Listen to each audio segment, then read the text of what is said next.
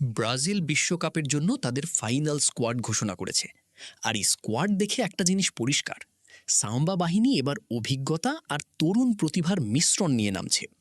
গোল পোস্টে আছে শক্তিশালী ত্রয়ী আলিসন, এডারসন এবং ওয়েভারটন।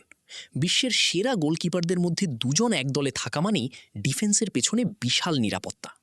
ডিফেন্স লাইনে রয়েছে মার্কিনহস, গ্যাব্রিয়েল মাগালহায়েস, ব্রেমার, ড্যানিলো আর আলেক্সান্দ্রো।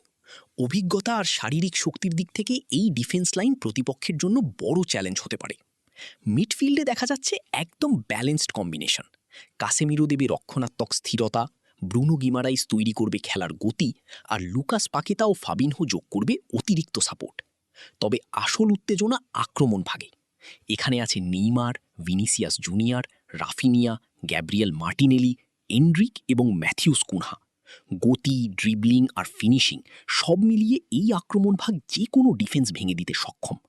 বিশেষ নজর থাকবে তরুণ তারকা এন্ড্রিকের দিকে, ভবিষ্যতের সুপারস্টার হিসেবে যাকে ইতিমধ্যেই দেখা হচ্ছে।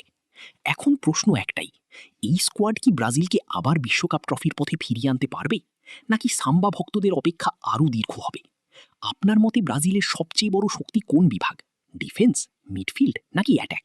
কমেন্টে জানান।